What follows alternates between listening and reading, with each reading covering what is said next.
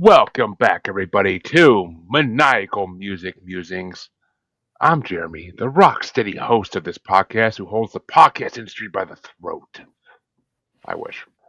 I constantly ask myself, why is it every time I have to learn things the hard way, it's always after I lose my mind and go for a nighttime kill? But this story can be told another time. Though, as I'm going to lose my mind if I don't tell you about my amazing co-host. My co-host has a god complex that is yet to be matched, even though his mental state is like slipping sands in a constant spin cycle. He has a burn fetish when it comes to record stores, as he used to be half of the Rhyme Slayers, and he's a slut for the attention of an audience still. Police know he's a triple threat when they catch him: drunk, horny, and gassy. This is why he still has his freedom. CJ motherfucking playing the music god himself, everybody. They fucked up wrist and all. The gas kept them away, dude. That's why the wrist is still good. That's why only the wrist is fucked up. But welcome back, everybody. I had fun writing that intro, and it was actually fucking hard. It was a hard one to write this week with the fucking choices. I had to be really creative. But welcome back, everybody, to another week with your musers and another 3 albums to talk about, and of course a guest to talk about them with. And not just any guest, a returning guest. You all know how much I love returning guests. And let's just see. A couple months ago, I put out an album called Old Dirty Bastard that popped up in my Spotify feed, and I was like, ooh. I'm like, wait a minute, I know this guy. And I'm like, oh shit, I gotta reach out to this guy. This album is fucking fire. Ladies and gentlemen, the return of Kevin King, hip hop artist. Yeah, thank you for having me. My pleasure, brother. I'm telling you, I don't know if CJ got a chance to check it out. I sent him the link, but I don't know if he actually had a chance to check it out. Nah, I didn't get a chance to listen. It's on my to listen list. It's been a crazy week with everything going on, well, like I said, I didn't think he would have a chance to listen because CJ's always a busy man. But he's got like 5. He's busy writing his own music right now, for God's sake. So he's a busy man. But I listened to it, and I listened to it again the other day when I was New York coming on this week. I'm like, ooh, I'm like, let me put it back on one more time because it's actually not that long of an album. And I was like, ooh, that's fucking still got fire to it. I'm like, all right, sweet, I'm ready for this week then. And shit, I kind of wish you brought your own album. I'm not gonna lie, I kind of wish you brought your own album, but I understand like a lot of artists don't want to do that. They don't like the ego-ness of that, which I get. But well, you know what it is too. Spotify is calling it an album. It's not a fucking album. It's an EP, goddammit. And because it's a bunch of shorter tracks, they won't let me call it an EP. It's like there's a limit to how many tracks you can put on before they go, no, this is a full-fledged album, which is nonsense. Now I'm starting to think all definitions of any sort of project are nonsense, because an LP used to be anything over 30 minutes, right? Like that was like the standard for a really long time. And now it's like, oh, anything over like 7 or 8 tracks or something, they're calling an album. It's not true. Yeah, I mean, I always kind of figured it'd be like when I release a podcast, there's a drop down thing that I could either make it a regular episode or a bonus episode. Like I kind of figured it'd be the same thing for an album on Spotify. Like they give you a drop down, like is this an album or an EP? Add that for me. Infuriates me. I mean, for me, when I do my end of year list, I that's like my cutoff. If to make the list, I don't do EPs, or like conventional EPs. So my rule of thumb is if it doesn't have 7 tracks, it's an EP. Anything less than 7 is an EP, unless the exception to that rule is you have bands like Opeth, who do 5 tracks, but they're 25 minutes apiece. So it ends up being an hour and a half of music, but it's only 5 tracks. Then you can kind of whatever, but generally, like you said, 30 minutes, if it's not at least 28 to 30 minutes, then it's an EP. I mean,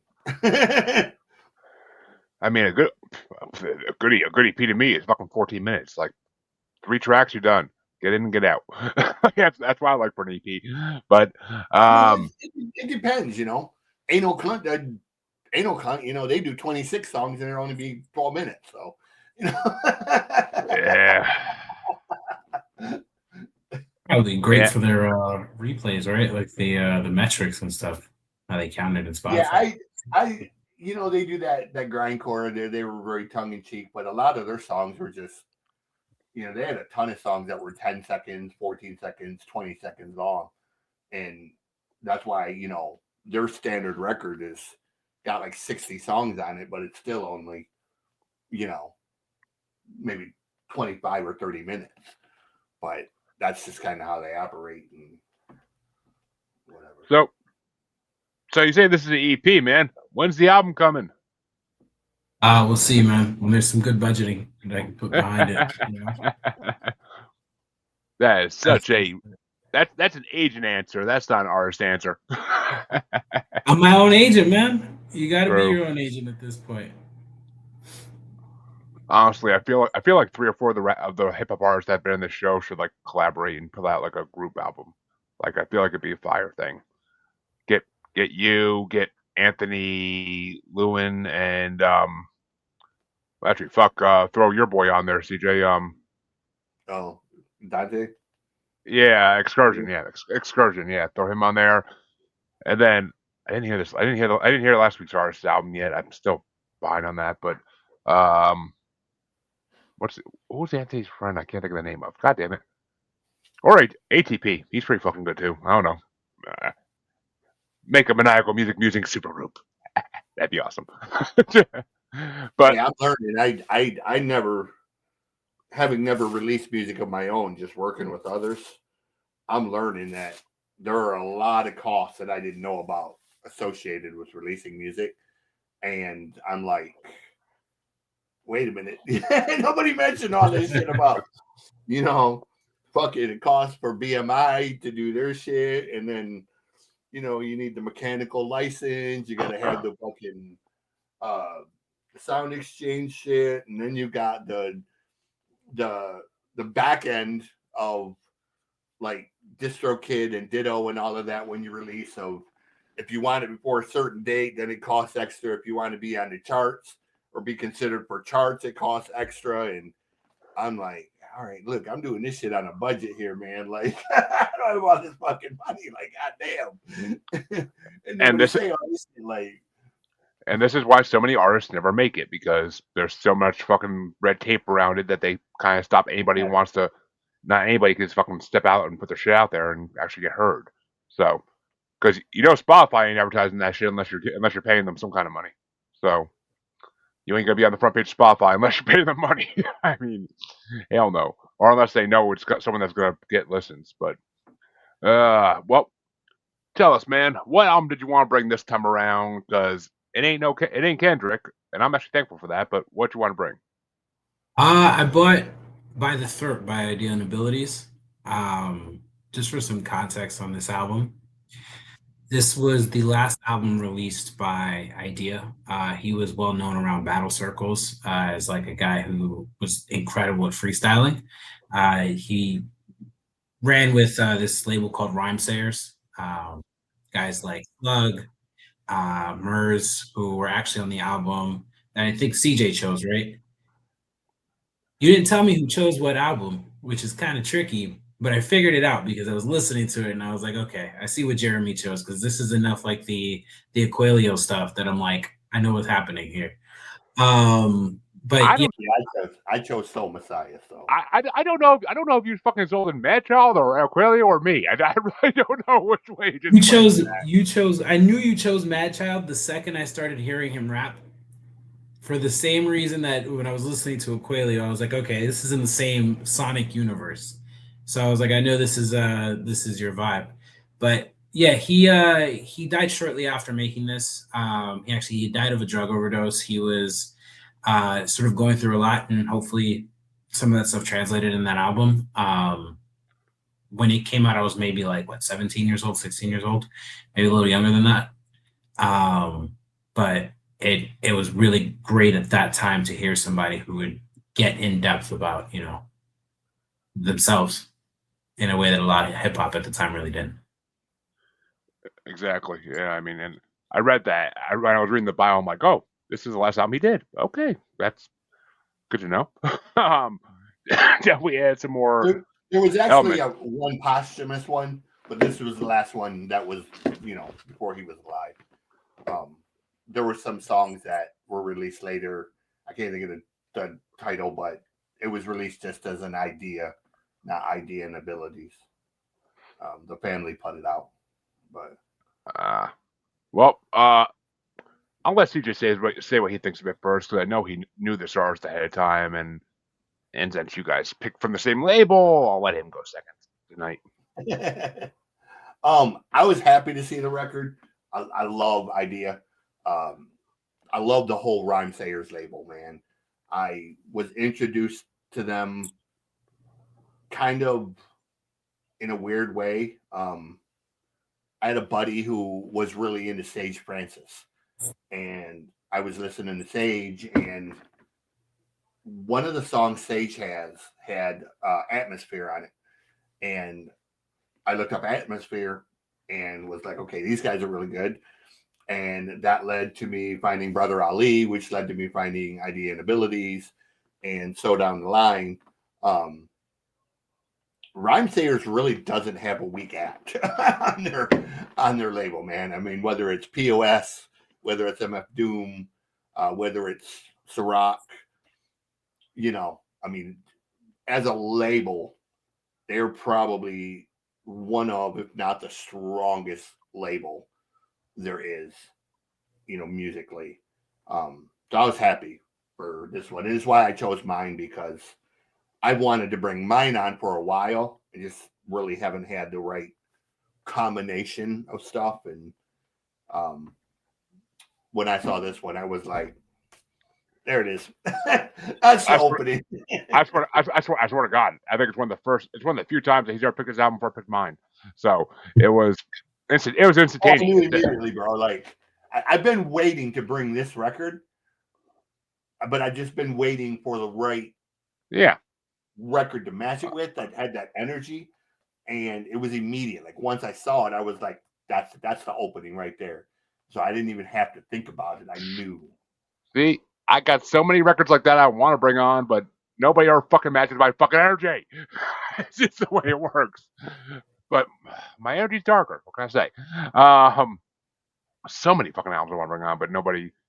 I gotta be careful what guests I bring them on with too, because otherwise I'm gonna get the messages like, "Can you please change this album? It talks about killing people." I've gotten that a few times, but and it's not a good message to get, because then sometimes the guest drops off completely and just goes like ghost, and I'm like, okay, whatever you want to do, buddy. But yeah, I never heard of these guys at all. Actually, of all the people you named on that label, I think MF Doom is the only one I know by name. Star Rock sounds familiar. I saw that in your album today, CJ. I'm like, I know that name. I don't know why, but I know that name. And MF Doom, I definitely freaking know. I know he's been a guest on a lot of tracks I listened to. So, but Eyedea and Abilities I never heard of. This was a complete like shot in the dark for me. I was just like, who? Like, who the fuck is this? And I I didn't hate him. I didn't hate him. It kind of reminds me of like Linkin Park meets Beastie Boys. Like, that's kind of like the feel I get off it. Yeah, the Mowgli Stew stuff that Beasties did after they went back to playing live instruments is this record is very much It like it, that. it reminds me of Hot Sauce Committee Part 2 a lot. The album I brought, like, it reminds me of that one a lot. And I hear elements of Linkin Park in there too, and I'm like, oh. And then I read the history, and I'm like, oh, so this guy's another fucking Chester. Okay, that kind of makes sense. I'm like, it all kind of lines up a little bit here, but it was definitely a fun album. I'm not gonna say it's something I mean, there are definitely tracks I add to my like listen Spotify, but I'm not gonna say it's something I wouldn't go listen to this whole album every day. Like, I couldn't do that. Like, but it definitely had some elements of it I freaking loved, and the whole album was enjoyable. I don't think there was a song I didn't really like. Just I got songs I like better than others, but there's not one song on there I would say like, oh, this song's trash. Like, they all were good in their own way. Just not all of them were my style exactly, but yeah, hitting my style is a hard thing to do. So I mean, You know that. You fucking know that.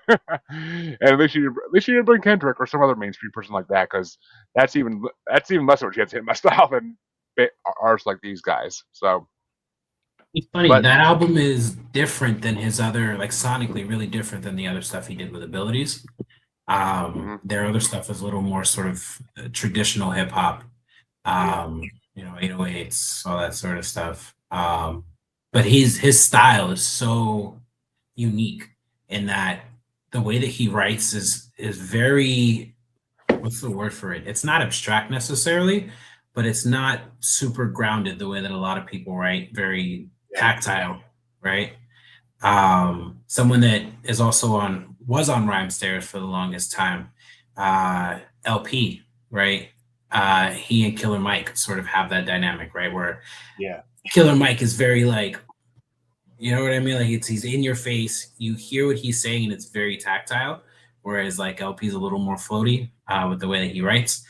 So yeah, no, I think that's one of my favorite things about it. It's definitely not a go back and listen to this every month even kind of album. There's no hits on there, right? Like, there's a lot of great music. I don't think there's any like hits on there per se.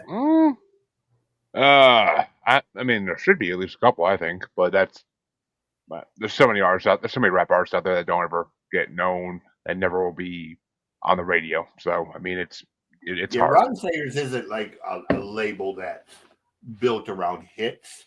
Yeah, They're very cerebral. They're very, you know, depending on who you're listening to, there's radio friendly stuff, but it's not. MERS has a lot of stuff that could be radio friendly, but MERS is kind of, Didn't very didn't you diverse. Yeah. didn't you just bring Murs on a couple months ago? Well, he was.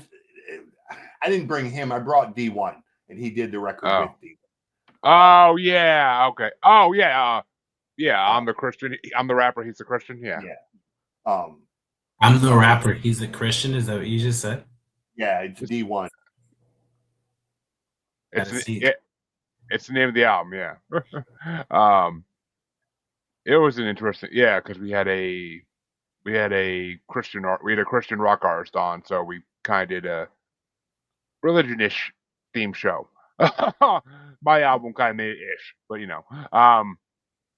because I don't listen to no God music, but well, like ideally, wish you could listen to it in front of our kids. So say what you will, but yeah, this album was fucking bomb, dude. I'm not gonna lie, I enjoyed the hell out of it. So, and it surprised me. I didn't know what to expect, and it really surprised me. I thought it was just gonna be kind of like the uh guy the rapper that the guy brought last week, where it's all like Oh no. flowy. Yeah, I thought it was gonna be like that, where it's like all flowy and new age shit. And I'm like, oh god, no, not another one. But then as soon as that first song started playing, I was like, oh fuck. I'm like, this sounds like the beginning of a Linkin Park song. I'm like, this got my attention now. This got my attention. But what would you say your top tracks off the album are, Kevin? For me, By the Throat is probably one of my favorite things I've ever listened to. The way that he sort of inverts that uh, love is just whatever it is, I forget, it's like hope and love, and how he inverts what they actually are, right? Hope is anything more than the will to persevere, and love is anything more than dressed up fear. The way that he sort of just builds the metaphors on there is really, really cool. Smile, really, really good. I mean, it's so different from the rest of the album. It's, even though it's still heavy, it makes the album breathe a little bit in a way that it kind of needs to by that point, because he's just been kind of slamming you with like negativity for the last 40 minutes. Yeah. And then I think Hay Fever is definitely another one up there for me. That I just really, Spin Cycle. Spin Cycle actually is probably my favorite as well. Burn Fetish. I'm gonna end up naming the whole fucking album. Jesus. Yeah, I'll say Burn Fetish for sure is the other one, because just the way he comes in is perfect. Yeah, I mean, yeah, a lot of things you said I agree with. And see, that's kind of something similar to my album today though too, because like he'll hit you with the hard shit for a few songs, then he brings in like a nice like calm, friendly song for a song, then he goes back to the mean shit. Like he has a up and down pattern from it. But we'll get to that in a few minutes. Not in a few minutes. We'll get to that in a little bit. But CJ, what are your top tracks off this album? Factory is number 5. Hay Fever is number 4. Number 3, I got Junk. Number 2 is Burn Fetish. But for me, the song that hits me the hardest on this one, and when I first heard this record, when it got to this track, everything about this track is perfect to me. And there are like 3 or 4 songs that I would love to sort of quote unquote rip off for one of my own songs. And this story is one of those songs. Motherfucker, the beat pattern, the lyrical bit, the way it just flows. Yeah. It's such a great song, man. When I heard it, I fell in love with that song, and it was really one of the songs that made me a fan more than I was. I'm kind of sad. This was like the last record they did. I know life happens, sadly. Sometimes the universe kicks you in the nuts. People like Eyedea and Cmplx, and your favorites kind of just disappear, and Chester, you're sort of just left with what they left behind, So I fucking Chester. Now we're left with a fucking version of the band that sucks and should never have existed. They didn't. It doesn't sound like Linkin Park as much anymore, and I hate to say that because I'm probably one of the people who would have liked the spacey, flowy guy from last week, right? Who the fuck was that, CJ? I don't remember his name, but it was sort of that. Wait a minute. I'm sure. That modern. I can find that. Like 21 Savage type. Mick Jenkins. Oh, I like Mick Jenkins. I can't believe you're gonna say that. Was it The Waters? Pieces of a Man. Pieces of a Man. I haven't heard that. Or Pieces of a Man or Pieces of Me. What the fuck was it? Yeah, Pieces of a Man. I was right. It has that kind of lo-fi, weird vibe that like Tyler the Creator does. And that's, I'm not a fan of the lo-fi type stuff. I mean, I could do some Tyler, but I'm not like a fan of it. I can only do it. Yeah, I'm sorry. I only like that type of shit when like it's like Tyler the Creator and he does like his like darker lyrics and shit. Like that's when I could do it. Like Pigs is one of my favorite freaking songs, and that's him. So like that shit's all about fucking Charles Manson. So I fucking love that song. But I'm a fan of the big bombastic stuff like Snow Beans and Vinny Paz and Apathy and Immortal Technique. I love that. Just that big, massive, symphonic type beat you over the head. I mean, you know I am. So I mean, you already know I am. So yeah, I'm the same way. But see, fucking CJ, I thought I was gonna have like one left that nobody picked for this album, and I was gonna be like, yes, and then I was like, fuck CJ. But I got 4 off it. My number 4 was Spin Cycle. That was a fun ass song. My number 3 was By a Throat. That immediately made my list. As soon as that opened up, that sounds like fucking Linkin Park to me. I'm like, oh my god. I was like, and then I heard the rest of it. I was like, yeah. Like it kind of fades away from that as it should, but it's fucking a good song. The lyrics are fucking intense. Number 2 was Burn Fetish. That beat was fucking phenomenal, and just his delivery in it. But yeah, my number 1 was This Story, motherfucker. Because it's one of the funkiest beats I ever heard in my life. So, I mean, that's such an original beat. You're never gonna hear another rap song like that. You're never going to. So, that was definitely my number 1. I tried to find a 5th one, but I just sat. None of the other ones really grooved with me enough where I could be like, all right, I want this on my list. Like, it's just like, it kind of like, the songs would just go by and I'd be like, they're good. Not great. I can see that. One of those songs is about his dog dying, and I think it's either Hay Fever or Spin Cycle. It's the one where he goes, the fall took away my friend.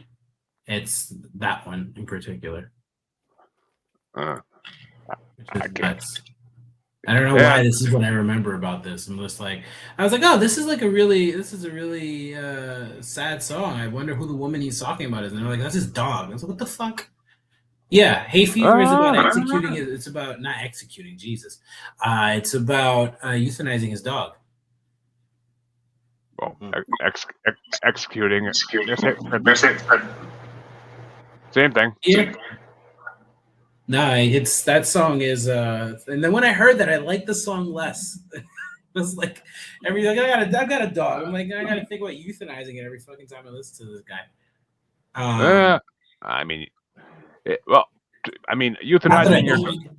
euthanizing your dog can be sadder than losing a girlfriend. So I mean, fuck yeah, I can see that. man. I can see that. I mean, some dogs, not my dog. My dog's a pain in the ass. But The reason John Wick is the way he is, right? You know what I mean? exactly. They made 4 or 5 fucking movies off that fucking idea. So there you go. But all right, CJ, I guess it's time. What album did you want to bring? In line with what I can't remember. I brought Soul Messiah, God Complex, 2024, which was not this last year, but the year before. It was my number 1 hip hop record. Soul Messiah is kind of new to Rhymesayers, but he's been working with Ciroc for years. Sharecropper's Daughter, he did that. Started with Dallas Austin in Atlanta. The guys worked on 1,000 songs that you've heard. Boyz II Men, TLC, I mean, he's produced beats and shit for stuff that you don't know he did it, but he's been doing it. Then he went out on his own, did a few beat records, worked with Ciroc, worked with Brother Ali on one of his records, signed with Rhymesayers full time, put out God Complex, which is just top to bottom. I mean, it is a massive sounding record that sounds great, but also has a really killer message of, the concept of God, both being the body, the soul, the brain, the chakra of the brain. And the fact that Ciroc basically features heavily on it is a huge plus to me. She's one of my top 5 rappers, and I am one of them guys when people talk about Eminem or Nas or Jay-Z. I'm like, have you heard Ciroc? Because she is just that badass. So, God Complex, Soul Messiah. That's my record this week. What you think of Soul Messiah, Kevin? Before I get into my review. I mean, I love that album. I'm not gonna lie to you. One, my good friend and sort of fellow hip hop artist, Rome Holman, is the biggest Ciroc fan in the world. So I was already primed to like her, right? I'm like, I saw she was all over the album. I was like, oh shit. And then I saw, what was it, Slug and Aesop Rock were on the album. It was kind of cheating for me to look at the track list because I know Murs is on the album and I love Murs. Yeah, no, it was excellent. The production was really, really good the entire way through. He found ways to highlight all the different rappers. So like for King Crooked, for example, who I love, Slaughterhouse was my probably first real my version of Wu-Tang at the time when I was growing up, right? Like those were the biggest, not biggest, they were all underground, but I was an underground guy. So they were like the super group. So to hear him immediately, it set me off. I was like, oh, this is going to be great. Yeah, production was incredible. Ciroc was rapping her ass off. She's so talented, man. I love this album. I think this album's dope. Well, this is my first time hearing this album, knowing of it even. I know Soul Messiah. I never heard of him, but I thoroughly enjoyed this album because it was that independent sound, but that boombasticness that me and CJ love in rap. So it kind of combined both those worlds, which I love both those worlds. So it was a really cool experiment in a way. And he raps hard. I like that he raps hard. I like that he raps at you instead of just like kind of doing that laid back stoner rap where it's just like he's talking, but he's not talking to anybody.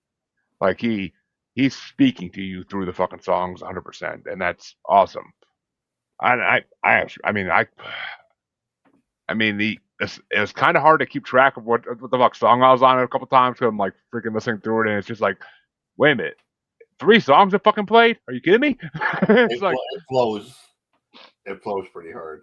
which I mean, it almost makes me want to turn on that fucking option on Spotify to like put a break between songs. Like it almost makes me want to do that sometimes with some of these albums because it's like I don't know when they fucking end.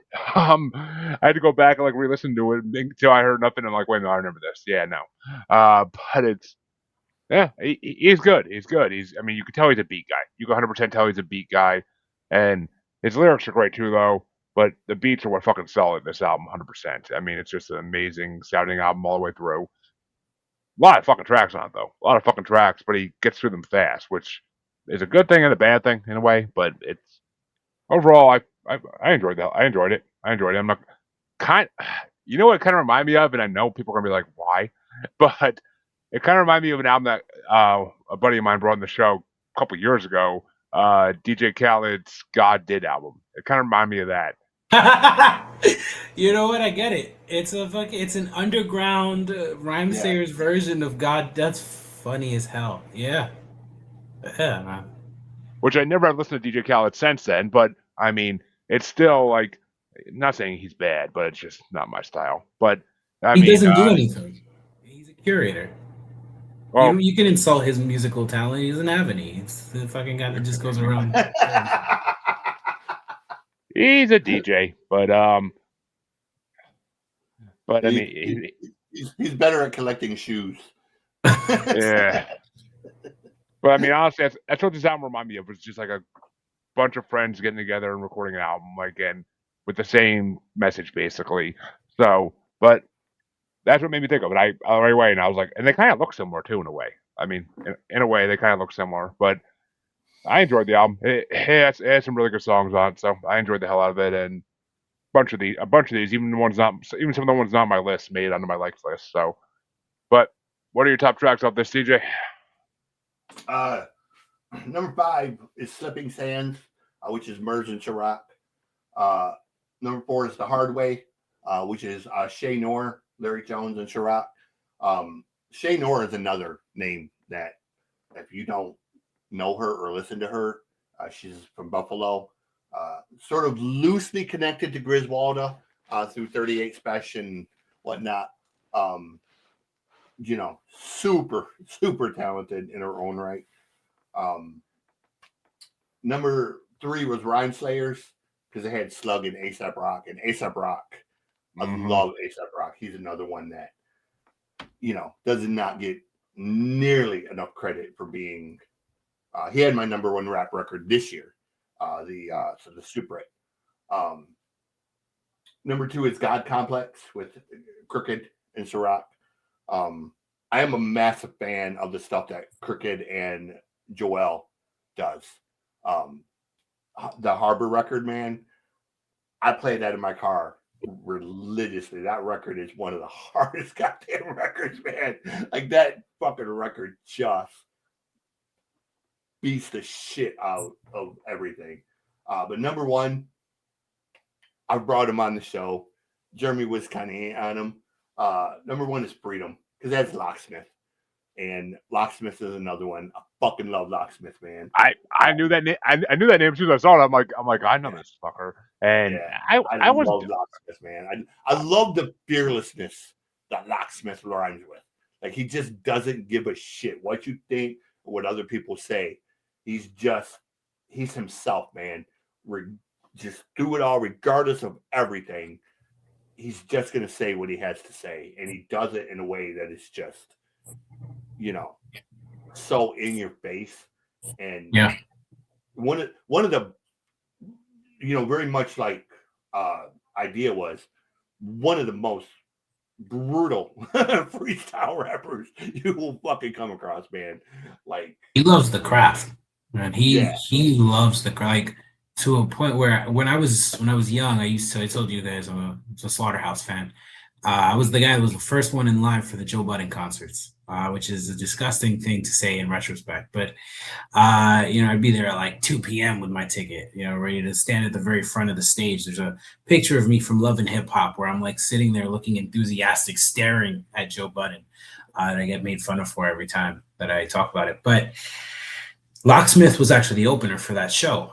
He came out and he just rapped with no beat. So he was doing basically spoken word. And the way that you hear him put his words together, he's so freaking in love with actually writing and with delivering lyrics in a way that most artists really aren't. It's less about vibe curation. He's like, he has some shit to say, he's gonna say it to you. I wasn't that hard on Locksmith. I said he had good lyrics, but yeah, you were 70%, 75%. I liked him more than a lot of the other shit you brought since then. But he was no, he did some Foxholes was a decent album. But what are your top songs off of Soul Messiah's album there, Kevin? Yeah, it's funny. I had when I first was listening to the album, I had it in the background. Like my phone was on the side.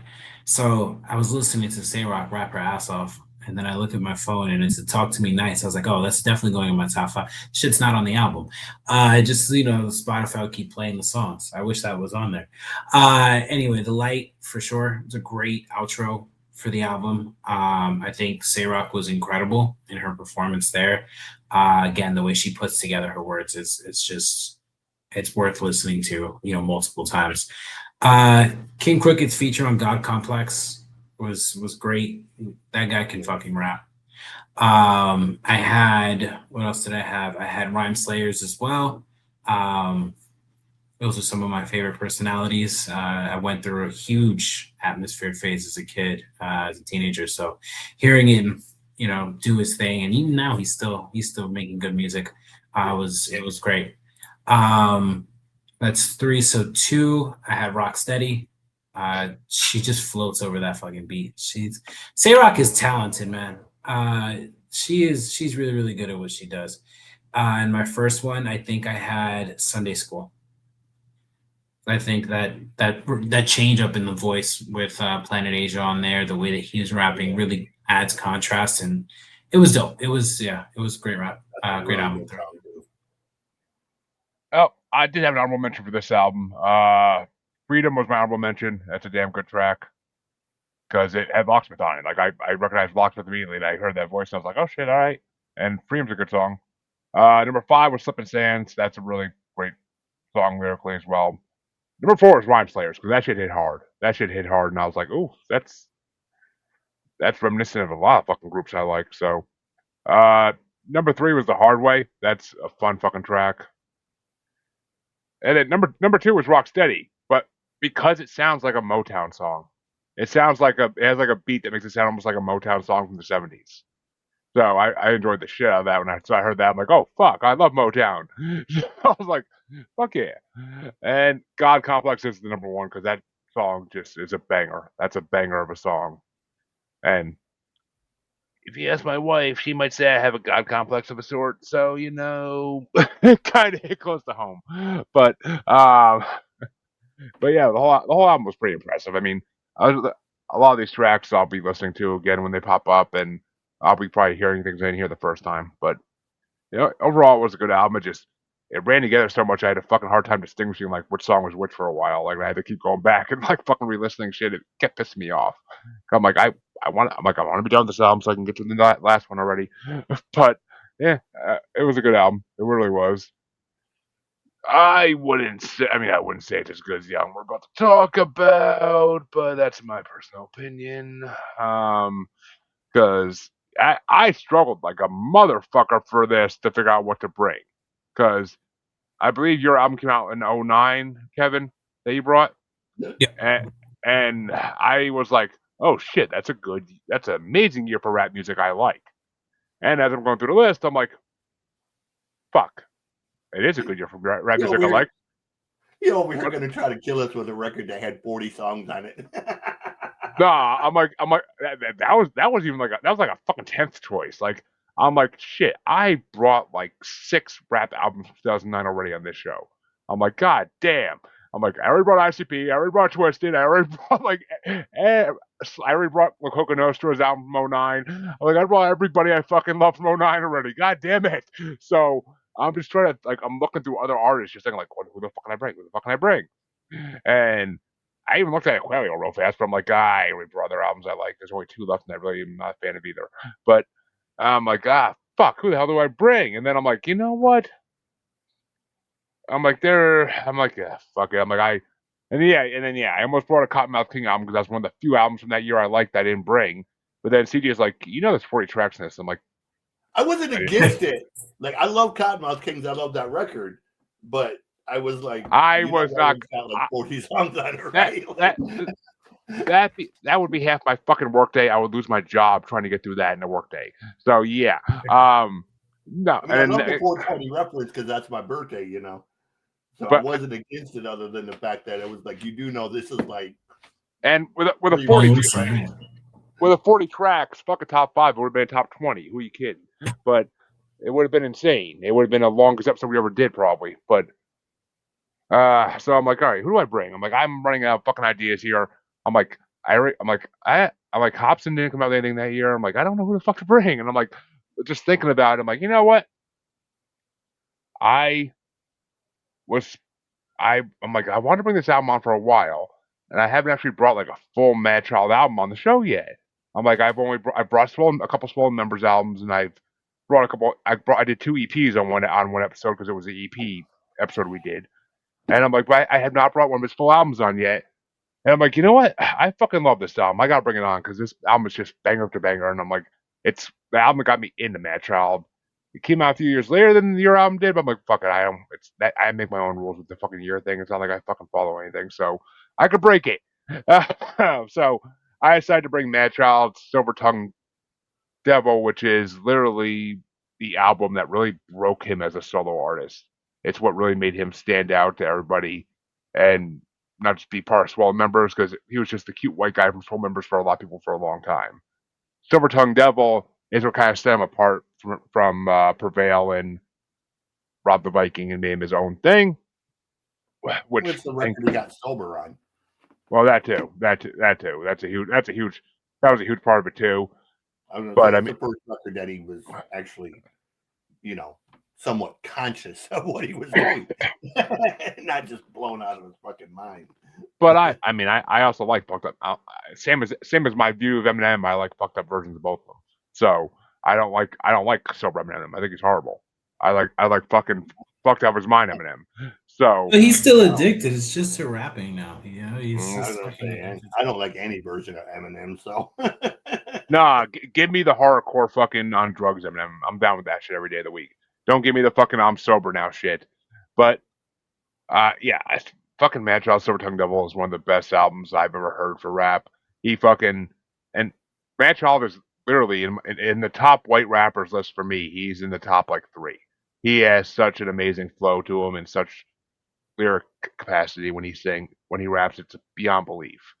And whether he's a feature or whether he's the artist, it's always fucking phenomenal. He never lets you down. If I see him on anybody's album, I'm just like, oh shit, Mad Child, I gotta listen to this. Because it's just one of those artists. He really is. But you said something in the beginning of the show about it, Kevin. I'm dying to hear what you actually thought of Mad Child. Because I doubt this is the first time you listened to him. I fucking hated this album. This album was so bad. Yeah, and it has entirely to do with him. It's the beats were good. Like the production on it is really, really good. It's interesting, right? Like throughout, so it keeps your ear. But when he starts, his voice is so fucking annoying. He gets on there and he just starts fucking rapping like this. And then like it's irritating because there's times where you hear what he's saying. His punchlines are like interesting and they're cool and they're witty, they're cute. You're like, all right, cool. But then like the way he delivers and the way that he raps, just his vocal, I want to say his vocal chain, right? The way that he gets mixed into the beat.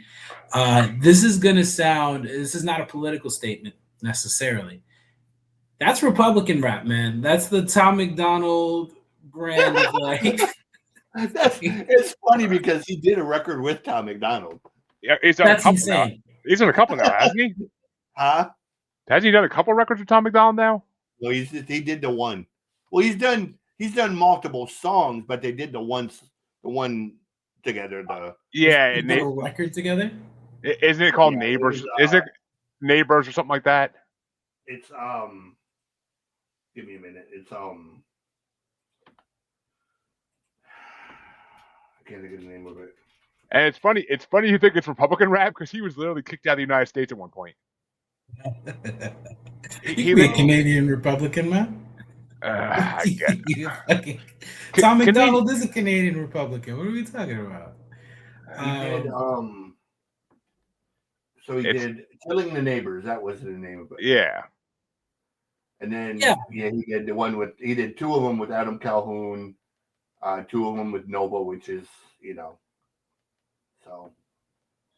Yeah, The one thing I'll say about Tom, whether you agree or disagree with his political view, the one thing I will say is you got to kind of look at him in a different space as far as he's one of the few hip hop artists that is selling physical copies, massive amounts of physical copies. So you may not agree with his political views or what he's saying or the way he's going about it, but you have to look at his business model in and of itself because it works. It works. He's making money hand over fucking fist. So again, you don't have to agree with the dude, and I'm not saying that at all. Just look, any artist, whether you like them or not, if their business model is working as an independent artist, and you're an independent artist, you need to be looking at what part of that you can incorporate into you to, up your game as on the financial side. And to be clear, when I say Republican rap, I'm not even necessarily talking about anybody's political views. I'm solely talking about that's the style of the people that like Tom McDonald, they'll love this, right? It's sort of like the natural. This is why I knew it was your album, Jeremy, because it's like the extension of the Aquilio thing, right? Where it's like these very technical guys. So I see like the craftsmanship of it for sure, but there's not as much artistic merit to what he's doing. It's like a guy who like is really good on the electric guitar, but doesn't really have a lot of emotion when he plays. You know what I mean? Like the way that he composes. And there's times there where he's getting into his head and you can hear him sort of start to formulate like he knows a little bit about himself, but then you have like that Slut song. That's not listenable, man. That's not a listenable. It's not even the misogyny. To be I clear, 100% disagree. I 100% disagree. Let me just say before we go into it, I want to be clear. It's not a content thing. One of my favorite Eminem songs is Kim, right? "Dance with the Devil" by Immortal Technique is one of my favorite things. I kind of troll people with it, but I love the song, right? It's not a content thing. It's not, oh, he's misogynistic. The song is just not good. I disagree. I disagree, but we'll get into it. But I think it's one of the most realistic, true songs I've ever heard. Okay, tell me more. I need to hear more of that. I mean, well, okay. First things first, you gotta understand, it's a sequel to a song he did before called "Dickhead." Because that beat you hear in the beginning, say I'm a dickhead. That's from a whole song he did called "Dickhead." That was like what his first like big solo song was, "Dickhead." Do anything just to get head. Like fucking, I love that song. That song's amazing too. But it's catchy and rhyming. But Slut, yeah, it's misogynistic. Obviously, it's a fucking rap song. What do you want? That's what allowed them more back then. But it's the second half of that song about like, oh, every girl's a model, like, and they have getting faked out by a guy who says he's a photographer. Like that is one of the most realistic scenarios in the 2000s for young girls. Like to get tricked out, even in the 90s and 80s, to get tricked by guys who said they were photographers looking for models. Like that's one of the biggest fucking plays in the 80s to 2000s before people had It's the a internet. recurring theme in his music because even when the Swollen Records record, Swollen Members record on the Bollywood song and the other one about dating a stripper, you know, he says the same thing. Last night I left the club with a strip. Yeah, Oh yeah, I yeah, fucking love that song. I love that song. Like it's Swole Members is fucking one of the best rap groups ever. Like I don't care what anyone says. Like, have you listened to Swole Members, Kevin? Well, no. If it's this, I don't think I'll ever. It's not this though. It's not this. Him and Prevail on top of Rob the Vikings beats are fucking one of the most known fucking Canadian rap groups of all time. Like they were signed to Cottonmouth Kings label for years. Like they're huge. Like Swole Members used to like fucking be at Rock the Bells and shit. Like they used to do that's where my brother saw them, is because he saw them when he went to see Jedi Mind Tricks. Like they were one of the opening acts. They were opening for Jedi Mind Tricks? Yeah. That doesn't feel like tonal whiplash to you? No. Like, I'm coming on her face. Every young girl's a slut. And then like Jedi Mind Tricks comes out? Well, it's not. Swole Members didn't do 100% songs like that. Okay. I mean, Swole Members had like fucking Snoop Dogg and shit like that guessing on their tracks and shit too. Like they were huge. They were huge back in the late 90s, early 2000s. They were huge. Then Mad Child got on the fucking pills and they broke up because he was out of control. He was on the pills the entire time, bro. That was yeah. But yeah, I mean he was. You could control him is what it was. Rob was his fucking handler, and Rob just gave up fucking trying to control him, you know, to the point where he couldn't even get in the fucking country because of his association with the Hells Angels, you know. Yep. So, yeah. Oh yeah, yeah. I mean, yeah. One of his EPs is called "Banned from America." So yeah, it's weird when he moved to LA. It was kind of like, wait, how the fuck did he get to move to LA? They wouldn't even let him in the fucking country to tour at one point, like because he was associated with the Hells Angels and all this fucking other shit, you know, like they have an insane story. Honestly, it should be a movie one day. It really should.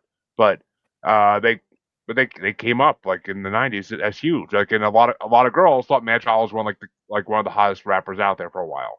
Like back when he had hair and was cute. Like everybody thought he was like my Jamie fucking loved him. Like she used to tell me like she had such a crush on him when she was in high school and shit. So like it's one of those things. But Mad Child's huge. Like he's in the rap world. Like there's very few people who don't know his name. Like he's been on so many different artist tracks and shit. Like, and his talent, like his talent for fucking his flow is fucking well known. And everybody. Enemies, well, who doesn't? What rapper doesn't have enemies? Like, I mean, I'm pretty sure Eminem and him hate each other. I'm pretty sure. I mean, he literally does a whole song where he's like talks about him popping more pills than Slim Shady, and he says it like 5,000 times. Like that's when he was on pills the heaviest, is that fucking EP where he did that song. But you could tell he's just fucking out of his mind recording that shit. But yeah, I mean, I fucking love Mad Child. Like I think he's one of the most lyrical rappers I ever heard, and he's got one of the best flows I ever heard for a rapper. I don't know, man. Like, it's the opposite of why you didn't like Mick Jenkins, I think. I think they're two polar opposites in what you would look for in hip hop, right? Whereas like Mick Jenkins is very spacey. He's also very lyrical, right? Yeah, he did. He has some good lyrics. He also is not, you know, he's getting juvenile when he wants to. Sometimes it's not like there's some artists where you can tell their brain doesn't really go past the first or second year, right? You can tell he thinks about these things. He had a line that he set up and like it took him like 3 lines to get there, and I was like, okay, I see what you're doing. But it just was. I like the Aquelio album better because of the fact that those guys had their personality in a way that was like interesting and engaging to listen to, even though sometimes they would get a little annoying. He's just kind of annoying. I don't know how to explain if it. if you go to his newer shit that came out like in the last 5 years, like he did a 2 albums in a row, Shane and Shane 2, and like those are the albums where I say he matured. Like that's where he fully matured. He's getting older now. Like he's gotta be in his late 40s, maybe early 50s now. I would say CJ, right? He's in his Like middle 40s. yeah, middle 40s. All right, he looks old as shit because of all the drugs, um, but he's matured now. Like those albums are very like introspective and like very about him. Like they're about like him looking back at all the stupid shit he did and like him realizing like I had to grow the fuck up.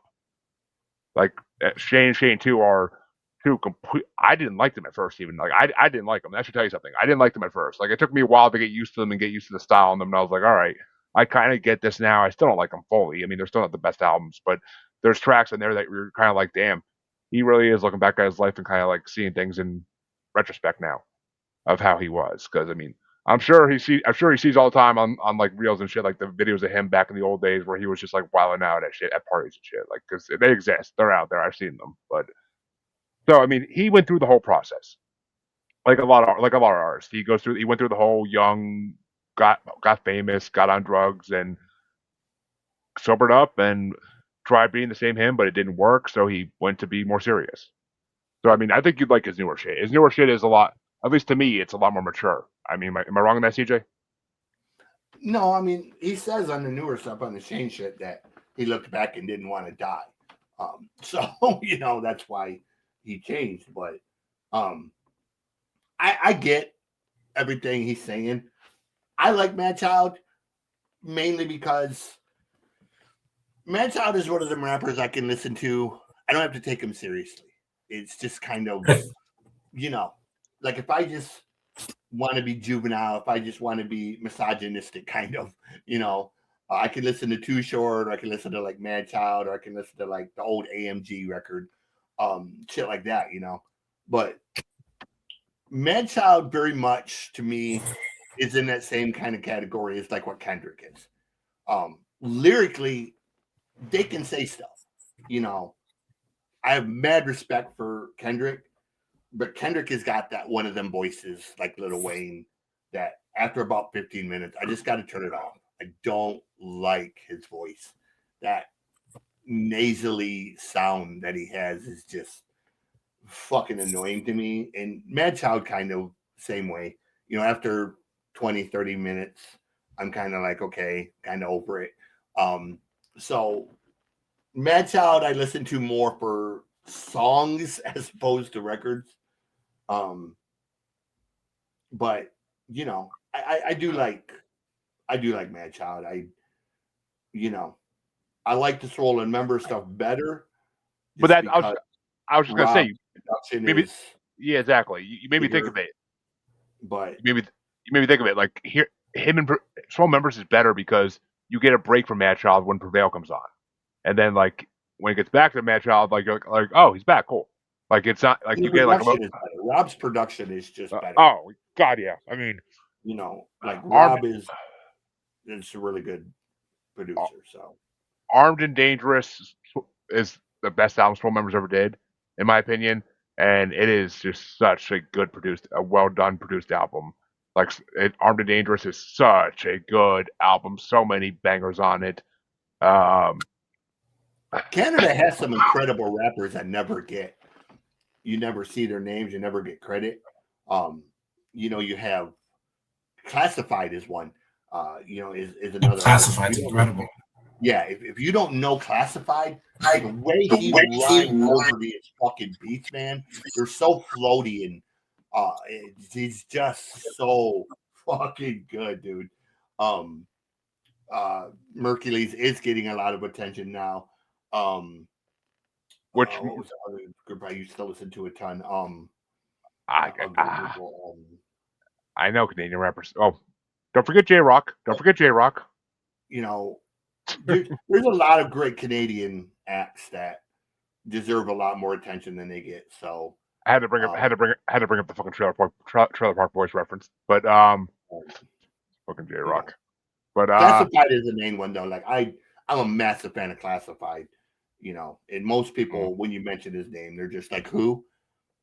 I'm like, "Dude, you're missing out." Like, he's Yeah, he's that I, dude. Like, I, I mean, I don't know. Mad Child to me, like he came up right at the right time with a lot of rappers that became huge, and they all knew him and put him on tracks. And I mean, Swell right. Members for a long time was a huge headliner for a lot of concerts and tours. Like they were huge. And Mad Child, he also he tapped into the Juggalo community, and that's also why he got big, is he tapped into the Juggalo community.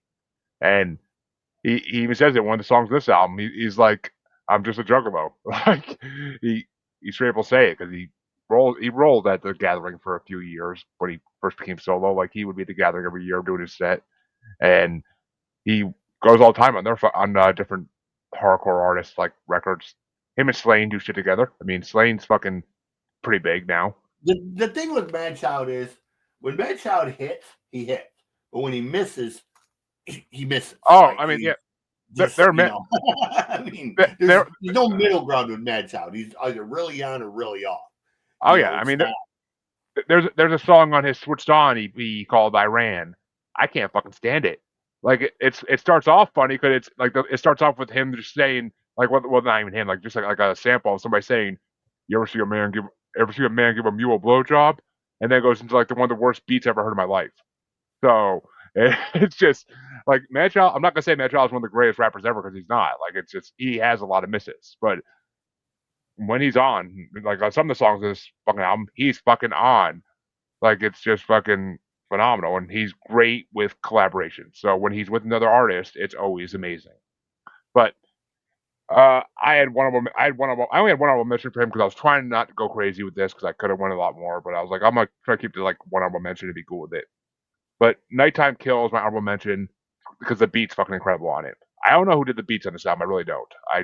It could have been different people. It could have been him. I don't know. But Can't think of the uh, name of the guy who does his production.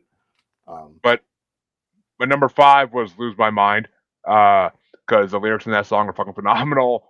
I'm gonna be cool forever like Christopher Walken. Like I love that line because Christopher Walken is cool forever. But uh, number 4 for me was Every Time because that's one of the songs I was talking about earlier when we were talking about like you're like CJ, CJ's album because like that's one of those good feeling songs he does. Because I had to kill the monster on the other side. Like that's Mad Child. Like that's when you see Mad Child like becoming like recognizing what he did, recognizing like that he needed to stop.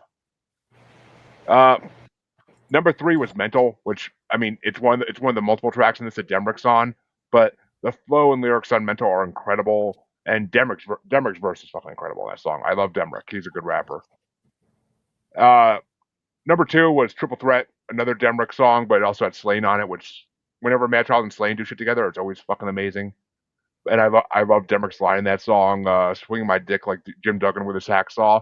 Like, that line always makes me laugh my ass off, especially when they do like the fucking, oh, like at the end of it. Fucking, hacksaw Jim Duggan, classic days. But, and Finally, you're gonna hate me for this, but Blood is my number 1. Because it's, oh shit. Yeah, there you go. finally sent me the smart links and shit. I can start posting it. But yes, I mean, Slut's my favorite song because that's the reason that I got into Mad Child so much was that song because it literally is one of the it came up on like a YouTube on like a playlist like randomly when I was at work one day and I like it just popped on and I was like oh I know Mad Child. I'm like he did his own shit and then like because this is the same year this album came out and it was Slut and I was like and I heard like the dickhead thing and I'm like oh that's a nice beat and then and all of a sudden it switched and he started rapping. I'm like, this song is fucking so realistic, so true, especially for like 2015. It's like such a realistic song. Because how many stories did you hear in the 2000s about girls going to the mall and like they even did like all the fucking teenage sitcoms and shit, or like oh this guy at the mall says yeah I could be a model. I just have to go to his house and give him money and take pictures. Like it's one of the biggest scams of the fucking 2000s. So I mean, Mad Child is just speaking reality, and whether it's misogynistic or not, I don't think it is. I think he's just speaking about shit that really happened. and maybe think about how gullible girls can be when they want to have a chance to make it big. But who hasn't done that in rap? Like every rapper hits on that at some point. So, I mean, I fucking love Slut. It's another podcast I worked with for a long time. Like I put this song on a playlist for like 2000s like pick your music bracket we were doing, and this became one of his favorite songs. Like it's just he said it's like he says everything I say. It's like it's a realistic song and it's fucking hilarious. But if you listen to Dickhead, like Dickhead, you have to listen to Dickhead first. Which I showed him that he's like, you're right. He's like, this is a fucking story, and Dickhead actually opens it up because it talks about like a girl he was obsessed with when he was a teenager. Like he even like threw a rock through her window, and like he's like that glass cost me $700, man. Fuck, man, I was 11, $700. Like it's like fucking, it's like he has good stories. Like Man Child has really good stories in his music, and that's part of the reason I love him. So, but what were your? Do you have any top songs from this, Kevin, or not? Yeah. I still was able to find the top five. Um, I think for me, I had the Jackal up there. Just some of the technical stuff that he was doing there. No, what was it? Even the Twisted Sister, right? What is it? Twisted Sister, 11 on the Richter, Sicko, I'm a triple twister.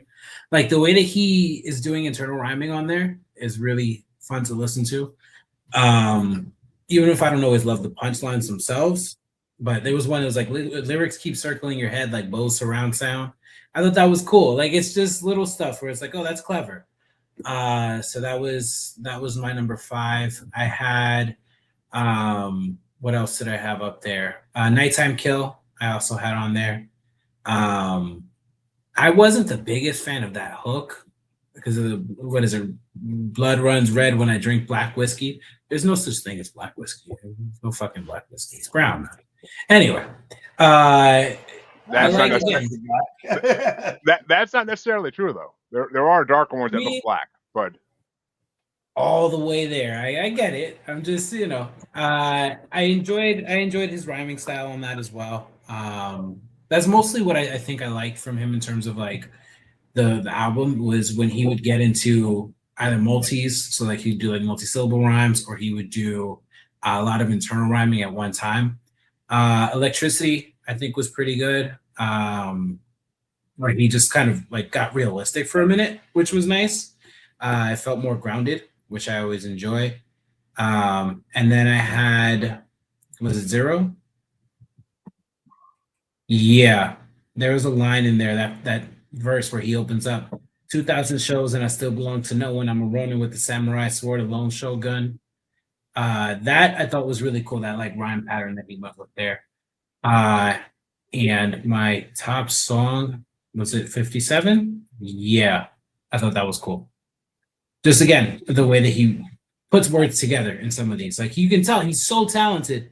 It's just sometimes the stuff he's choosing to do, I'm like, this isn't for me. And it's a stylistic thing. I don't think that he's bad by any means, to be clear. oh, I mean, no, he's been known for 25 years for God's sake. I don't think anyone would ever accuse him of being bad, and I mean, a lot of people would put him in their top like actual rappers, white rappers at least. I mean, he's not compared to a lot of the other rappers, but for white rappers, he's always in the top of the list. But I mean, and the shit he's done with ICP is fucking amazing. I will say that too. The shit he's done with ICP is amazing. But CJ, what are your top tracks? I have four main ones. Number four is Murder Mouth. Four is I do like. Untold Stories. Mm, Number two is Every Time. But the one that hits me, I love the beat of it, and I love the kind of delivery he has. I like Jackal. yeah, Jackal is one of them songs that it kind of hits a little bit different than the rest of the stuff. I okay. Now I gotta hear the fucking opening of that. So I'm trying to hear it in my head, and like I can't hear it. Oh yeah. As soon as I hear that fucking piano key hit, I'm like, oh, Jackal. Yeah, okay. See, and Yeah, that's another thing I'm a huge fan of. I love beats that have that sort of rolling piano, that big, Yeah. overpowering piano beat. That's one of the reasons I'm like a huge fan of like Snow Goons and like Signature and people like that.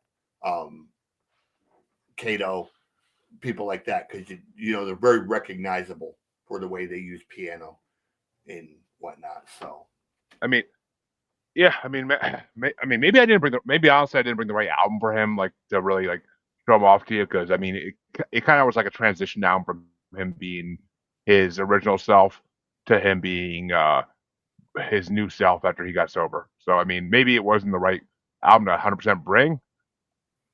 Uh, I, actually, yeah, maybe I should have brought The Darkest Hour. That was a really good album too. So maybe I should have brought that. But it's and oh yeah, Evidence is on like a lot of those songs for that one. Maybe I should have brought The Darkest Hour. But yeah, I mean, if you never listen to Swole Members, honestly, go listen to Swole Members because they were huge. I mean, a lot of comic book references, pop culture references in their music. Like that's what made them big. Was they call themselves like Silver Surfer, and Spider Man. Like that's how much of nerds they were. So it's pretty. I always enjoyed Soul Members a lot more than just Mad Child solo. I mean, the shit that Prevail's doing now with Rob the Viking is like, ugh. I don't know if you heard it yet, CJ, but like XL the Opus or whatever it's called, like it's fucking hard. They sound like a fucking They sound like a wannabe Glee group now, and it's fucking horrible. But I'm trying to think of that fucking other Canadian group that I feel like there's Canadian rappers I know about too. Like I can't think of that I fucking love. But I don't know. I mean, Matt Child he always blew me away, and his music videos are fun. That's the other thing too that always got me to him. Like his music videos, like because I used to listen to music on YouTube playlists back then, and like I would see his music videos, I'd be like, this is fucking entertaining as shit. Like Dungeon. Union, that was who I was thinking of. Sweatshop Union. Oh, okay, yeah. Oh, that's not the one I think I was thinking of, but I know them.